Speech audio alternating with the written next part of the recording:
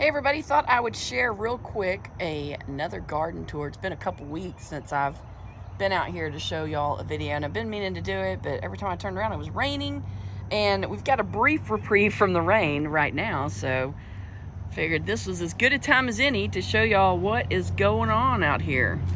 All right, over this trellis, those things hanging off the trellis there are Trombosino zucchini. And I've never grown them before, so I'm a little curious as to when I should pick them. It looks like maybe they should be picked now because they're huge. This is, I don't know, man, that's probably about 2 feet long right there. So we got those three hanging there. We got a fourth one, fifth one, sixth one there, seven. Man, there's more than I can count here. So we're gonna have tons of this stuff. And then there's another big one right here. I should probably go ahead and pick that one. I don't know when to pick it, so I need to Google and ask when to pick these bad boys. I'm gonna zoom out a little. There we go, that's a little better. So this is growing up over the arch just like I had hoped that it would. So it looks awesome. On the other side, I will say I overplanted these. I put 3 there, and I should not have put that many there. In hindsight, I will not do that many next time. Shoot, I could probably get away with just one, as productive as this is. And it's growing. See, it's come all the way across the trellis, and now it's down here on the ground. So on the other side here, I have sugar baby watermelon right there growing up that side, and it's doing a pretty good job of growing there. And then right here beside it is zucchini, yellow zucchini. If you can see right there, there's one right there. It's not quite ready to pick just yet. One of the things that I did this year, because everything got bit by squash vine borers, is that I went out and Googled things that will deter squash vine borers, hoping that maybe I could get some fruit this year, since I didn't get hardly any last year.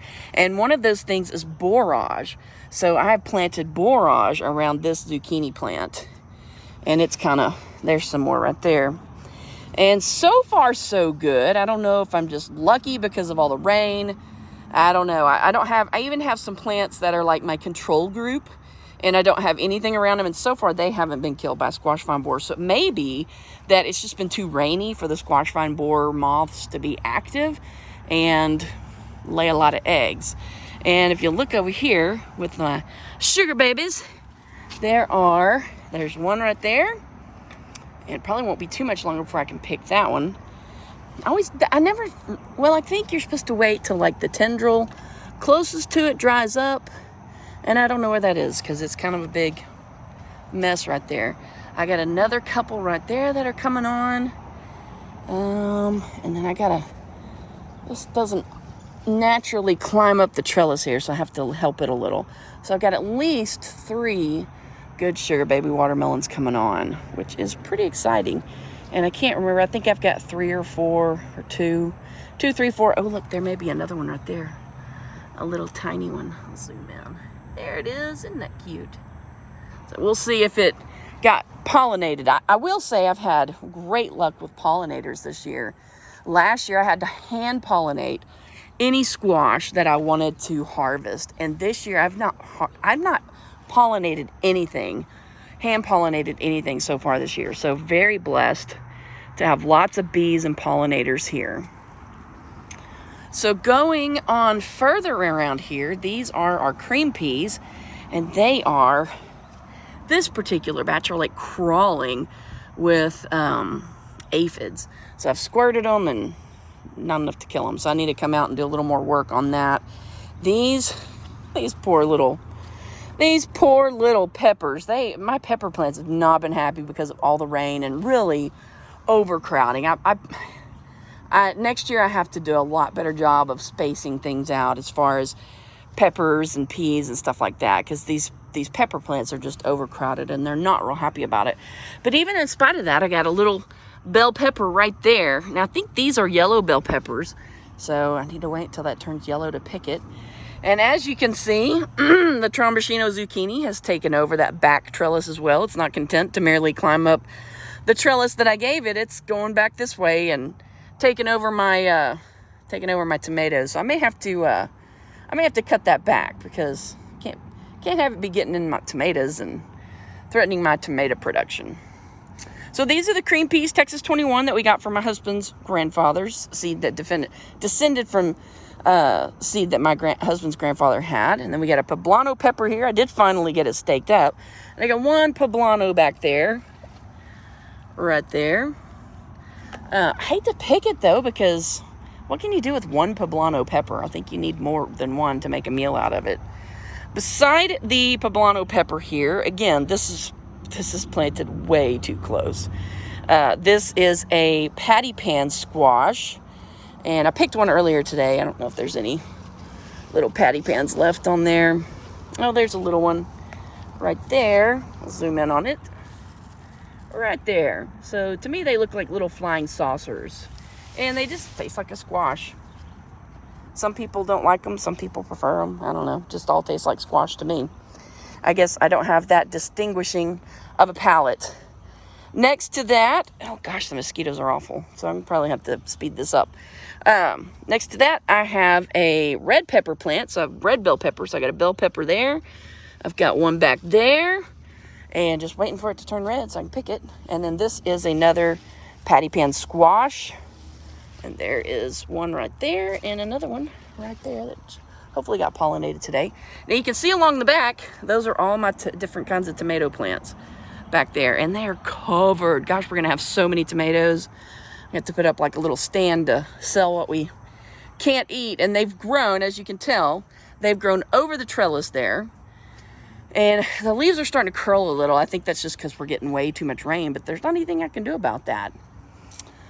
Climbing up this trellis here is a birdhouse gourd. Oh, got that mosquito. It's a birdhouse gourd, and it is going bananas, as you can tell. And it is just, I should have remembered from last year how crazy these things grow. And it's that, again, it's trying to go over there to my tomatoes. So I'm going to have to pull that thing back. I don't want it getting up in my tomatoes. But it's covered, and it's got those little white blossoms, super, super pretty blossoms. And then we've got some fertilized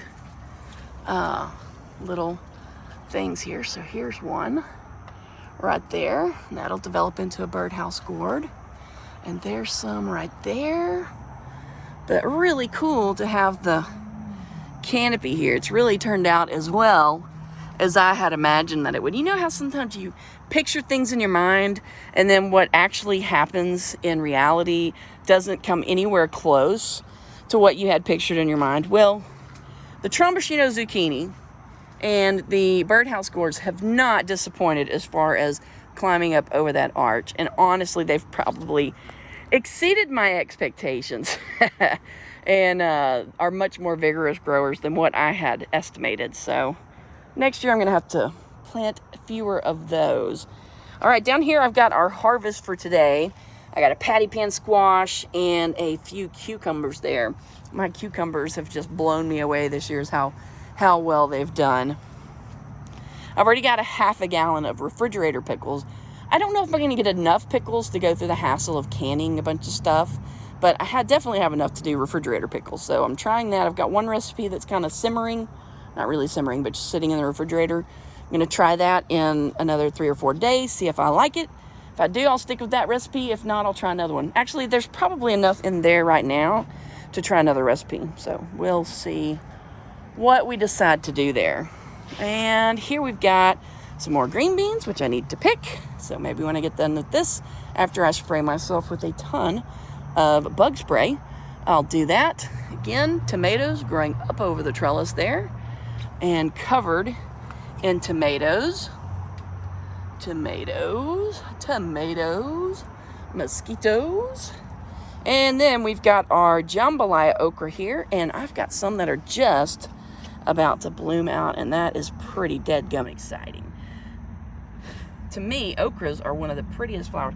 I read not too long ago that they are related to hibiscus, which explains why the flowers are so pretty. So there's a flower. There's something right there. Maybe that one already bloomed out. Anyway, there's an okra. So these are supposed to be very prolific okra producers, which, you know, I've grown okra in the past and I never had enough for it to be even worth messing with. So I planted 9 of these, but my eggplant got too big. I'm gonna zoom back out here. My eggplant got too big and overshadowed it. So I think those okras, well, no, they're still there. Look how tiny they are though, compared to that. That's the difference between good sun and not much sun, is the growth there. Again, I've got to do a much better job next year of kind of not planting as much. I've way overplanted this year, or planted it too closely anyway. So that'll be a learning experience for me next year. This is our first year to use these beds. This is millennial eggplant right there. I picked a couple off of there the other day. Got several more coming on. And then I've got, this is green beans, which probably need to go through and pick some of those.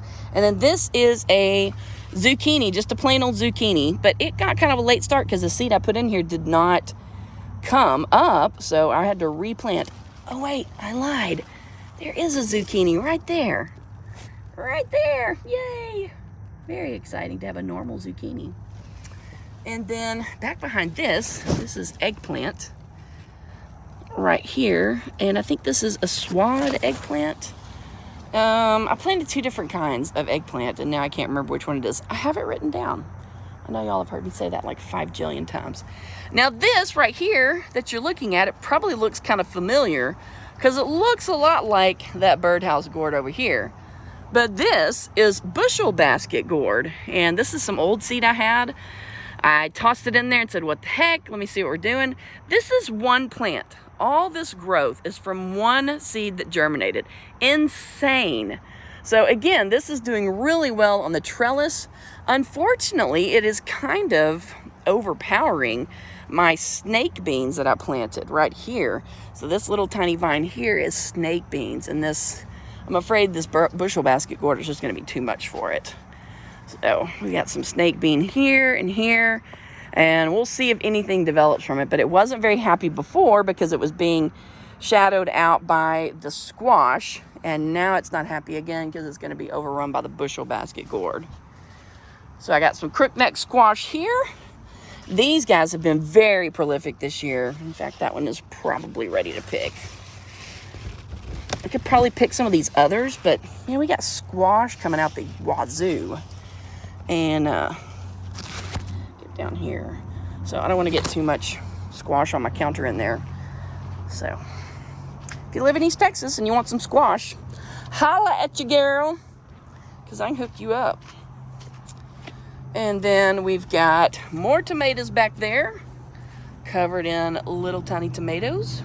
Zoom in here. Joke. Joke. And we got some bigger tomatoes back there, if you can see that. Kind of blend in. So, zoom back out. And then all along the back there, that is my cucumber, my Parisian pickling cucumber. Ooh, and there's a cucumber I missed. I need to go grab that. You know, you would think it would not be that difficult to spot cucumbers that need to be picked. But I'm going to tell you from experience, it is. And the next thing you know, you've got a cucumber that's like 12 feet long because you didn't pick it. But the good thing about that is you can save it for seed. So I'll zoom in on this cucumber I should have picked. See it right there? Yeah, I'm going to go around and get that. So I'm going to try my next batch of cucumber pickles with what I have in the basket there. This is, golly, again, way overcrowded, this stuff. This is red, see that red stuff there? That is burgundy okra, and it is being just drowned out by this behemoth of a squash plant. See them? They're trying desperately to get up there to the sun, get over the top of the squash, and some of them have finally made it. So this is burgundy okra fighting against the okra that I planted, or the squash plant that I planted way too close. So these are some more of the cream peas, and these peas, which are not really that far from those peas, these peas have no pests on them, which is crazy to me because they're in the same garden and not very far away. I don't know, maybe that's 20 feet away. Those things are covered in them, and there's none over here. So I guess that's a good thing about planting stuff not all crammed up together, is that you can have pests get one crop and not get all of it. Now beside these peas are some very sad jalapeno pepper plants. The peas are kind of taken over here, And the nada-pinos, between being crowded out by the peas and the tons of rain that we've gotten so far this year, they're just sad. They're not happy at all. And then growing up, this trellis is loofah.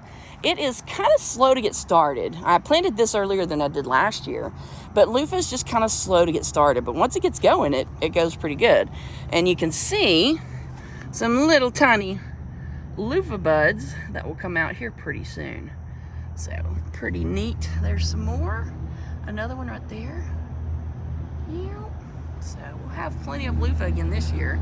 Again, hoping that it hangs down off that trellis there. And then over here, I have cantaloupe.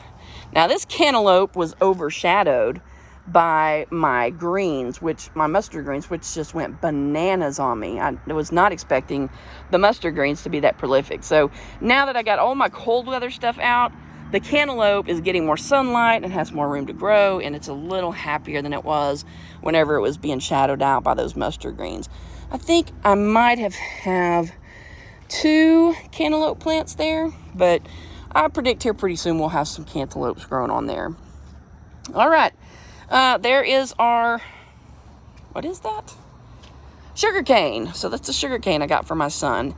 And we bought 4 and only 3 of them came up, but that's okay. That's probably enough sugar cane for just him, because I don't think my husband and I will partake. So that is the garden tour for today. I am going to let you go because I probably have like whatever disease that mosquitoes carry. What is it? Not meningitis. That's not the word I'm looking for. Anyway, I don't have time to sit here and try and think what that word is. That is the tour for today. We'll be back here in a couple weeks to show you what is going on at that time. Thanks for watching, and make sure you like and subscribe.